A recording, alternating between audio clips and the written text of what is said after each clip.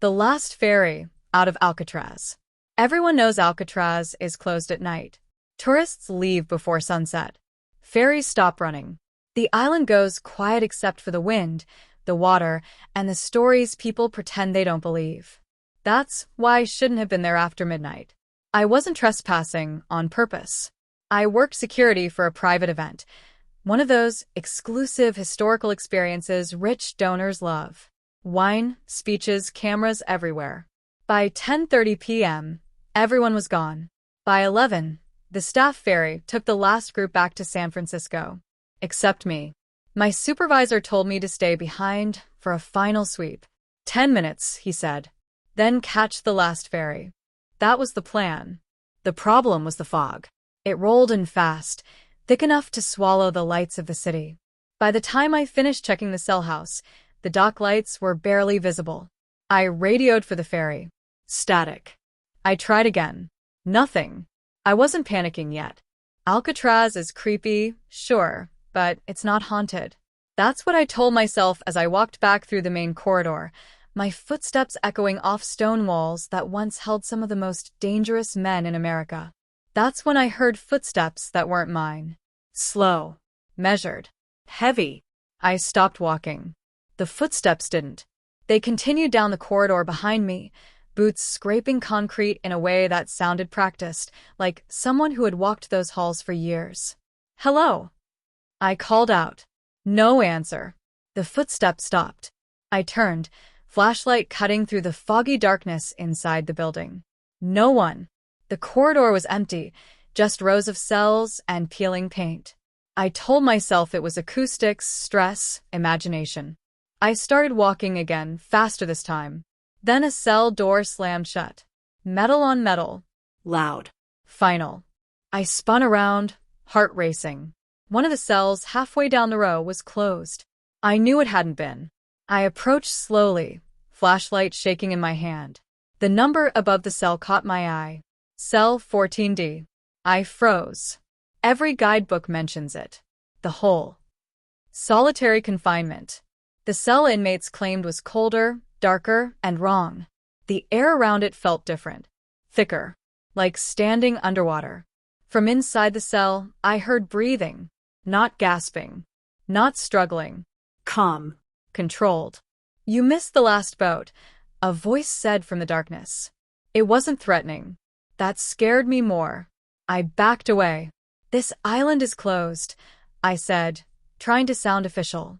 Whoever you are, identify yourself. A chuckle echoed softly off the stone. Closed, the voice repeated. No. It's just not open to the living. The flashlight flickered. For a split second, I saw a man standing inside the cell, tall, thin, wearing an old prison uniform. His face was pale, eyes sunken, mouth curled into something close to a smile. Then the light died. Pitch black. My radio crackled to life. Not static. A voice, calm, automated, familiar. Final ferry departing. I ran. Not back toward the cell house, but toward the dock. Fog swallowed everything. The sound of water was louder now, closer. I burst onto the pier just as a ferry light appeared through the mist. Relief flooded my chest. I waved both arms, shouting. The ferry slowed. As it pulled closer, I realized something was wrong. There were no passengers. No crew. The ferry was empty. The loudspeaker clicked on. Same calm voice. All returns to Alcatraz must be complete. Behind me, footsteps echoed on the pier. Slow. Measured. Getting closer. And the fog closed in. The ferry that wouldn't leave. The ferry's engine was running, but it made no sound. No rumble. No vibration underfoot. Just the faint splash of water against the pier as it drifted closer, perfectly aligned, like it had been waiting for me to notice it. I stopped waving. Every instinct screamed not to step onto that boat. Behind me, the footsteps continued, steady, unhurried. Whoever was walking didn't sound out of breath. Didn't sound rushed. They knew exactly how much time they had. Hello. I shouted toward the ferry. Is anyone there? The loudspeaker crackled. This ferry is not staffed, the voice said. It only returns. The gangway lowered on its own with a hollow clang. I glanced back over my shoulder. The fog parted just enough for me to see him. The man from the cell house was walking toward me along the pier. His posture was relaxed, hands clasped behind his back like a guide giving a tour. Up close, his uniform looked wrong. Too clean in some places, rotted in others, like time couldn't agree on what to do with it.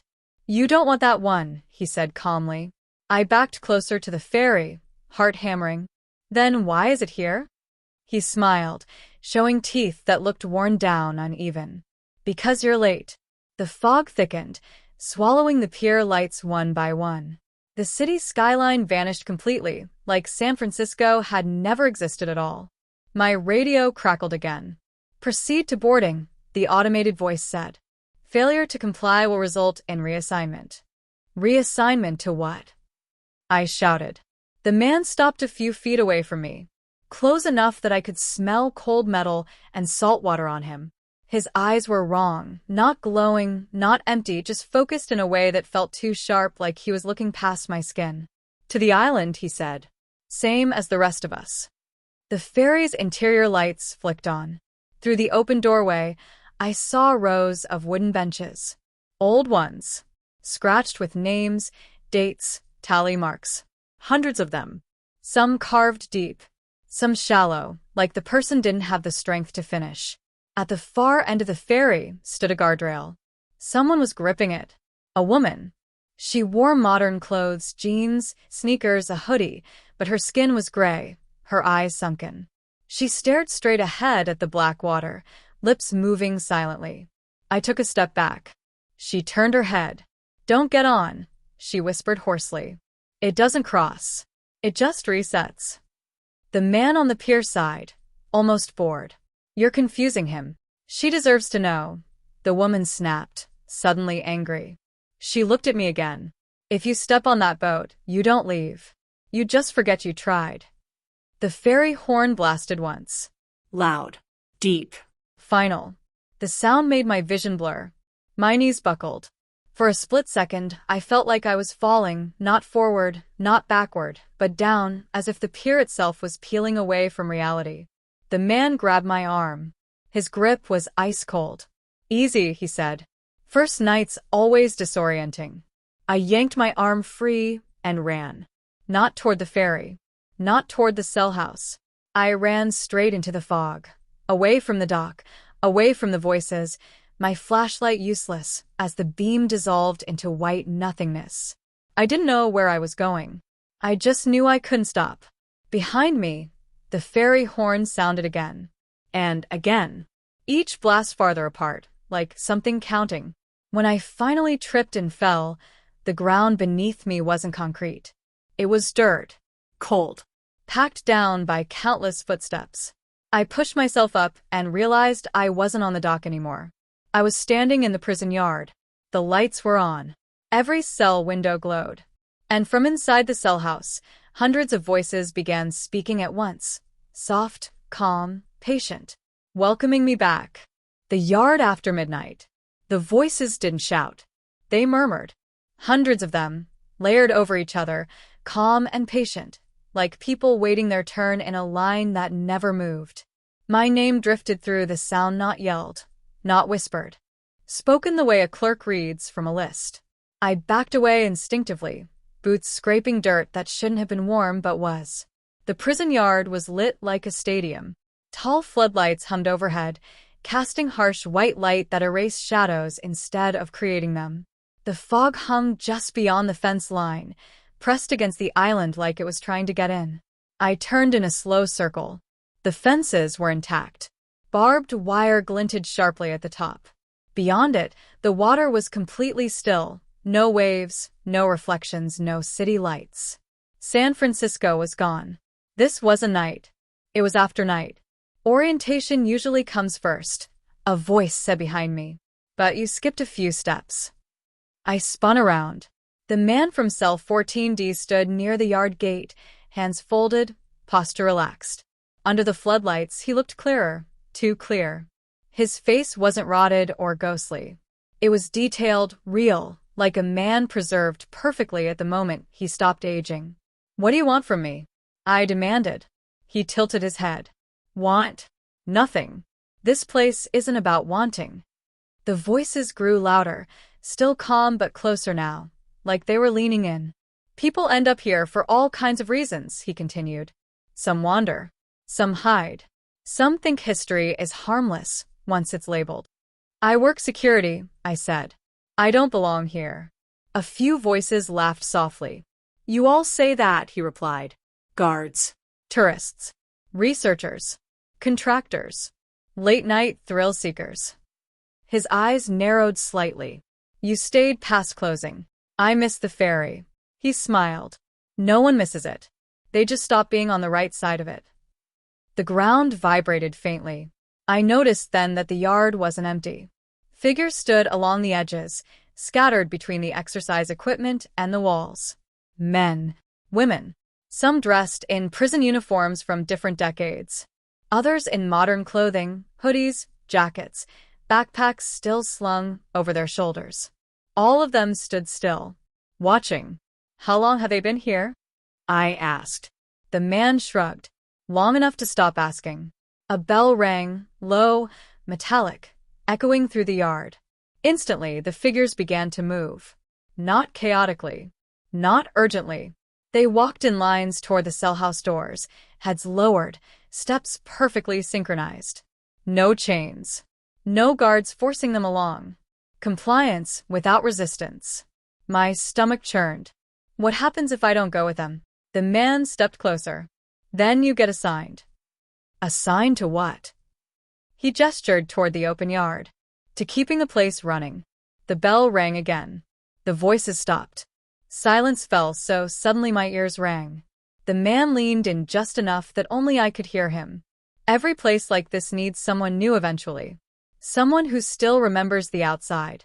Someone who can guide the next ones in. A spotlight snapped on. It was pointed directly at me. Every head in the yard turned at once. I ran. Straight for the fence. I didn't think about the wire or the height or the water beyond it. I grabbed the metal and pulled myself up, tearing my gloves, slicing my palms. Pain exploded through my hands, but it felt real, and that gave me hope. I climbed. Halfway up, the lights shut off. Darkness swallowed the yard. The voices returned, but now they were close, right beneath me. Hands grabbed my boots. Not yanking. Not violent. Steady. Patient. I kicked, screamed, flailed, and then the fog surged over the fence like a wave, blinding me. I fell. Not down. Sideways. When I hit the ground, it was concrete again. Cold. Wet. I gasped, coughing, disoriented. Red and blue lights flashed nearby. A real ferry horn sounded, loud, imperfect, human. Someone shouted, "We've got him." Hands grabbed my arms, warm hands, living hands, and rolled me onto my back. A Coast Guard officer leaned over me, concern etched across his face. "Sir? Can you hear me? You were unconscious near the dock." I stared past him. The fog was thinning. Alcatraz stood silent behind us, dark, abandoned, lifeless. No lights. No voices. No man. They told me I'd collapsed from exposure. That I'd wandered into a restricted area. That I was lucky. They put me on the ferry just before sunrise. As the island faded into the fog behind us, I let myself breathe for the first time in hours. Then the loudspeaker crackled softly. Not the ferry system. My radio. A calm, familiar voice spoke. Next return scheduled. I looked back at the island. For just a moment, one light flicked on inside the cell house. And someone stood at the window, watching me leave. The men who don't leave. They discharged me at Pier 39 just after sunrise. Tourists were already gathering, families, couples, joggers, laughing, taking photos, buying coffee. Normal life. The kind that makes you question your own memory. The Coast Guard officer gave me a warning about restricted zones and hypothermia, then let me go. No report. No statement. No questions. That should have bothered me more than it did. I didn't go home right away. I sat on a bench overlooking the bay, watching ferries cut through the water toward Alcatraz. From this distance, the island looked harmless, quiet, historical, a postcard. I told myself it was exhaustion, fog, stress. Then my radio crackled again. I hadn't turned it on. Roster update complete, the voice said calmly. One vacancy remains. I dropped the radio into the bay, without thinking. It sank fast. That night, I couldn't sleep. Every time I closed my eyes, I saw the yard under those floodlights. The way the people moved, not forced, not scared. Resigned. Like they'd been there long enough to forget when resistance stopped making sense. At 2:13 a.m., my phone buzzed. Unknown number. No caller ID. Just a text. Missed connection, Alcatraz. I didn't reply. I powered the phone off and shoved it under my pillow like that could smother whatever was reaching for me. The dream started anyway. I was back in the cell house, walking the main corridor. The cells were open now. Empty. Clean. Ready. I passed cell 14D and saw the man standing inside, arms crossed, waiting. You almost made it, he said. That counts for something. I woke up gasping, sheets twisted around me like restraints. The next day, I searched. Not online, not forums. Official records. Employment histories. Disciplinary reports. Old ferry logs. Names of guards who worked Alcatraz in its final years. Names of tour staff. Contractors. Security personnel. Some names just stopped.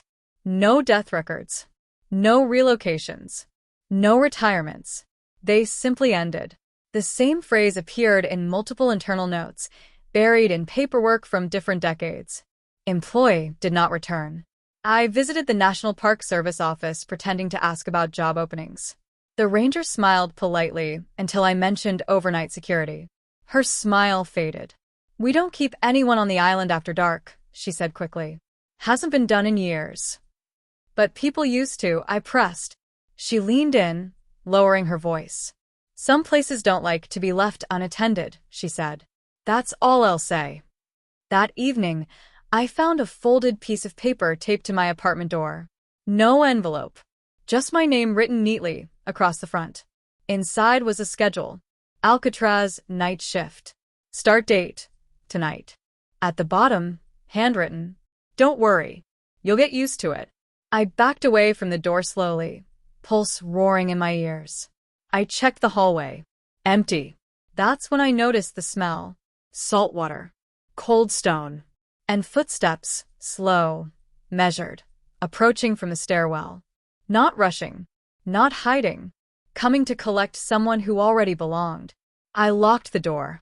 The footsteps stopped right outside. A familiar voice spoke softly through the wood. You can delay, it said. You can pretend. A pause. But the island always balances its numbers. The doorknob turned. Not violently. Not urgently. Patiently. Like someone who knew I'd open it eventually. And in that moment, I understood the worst part. Alcatraz doesn't trap people. It hires them.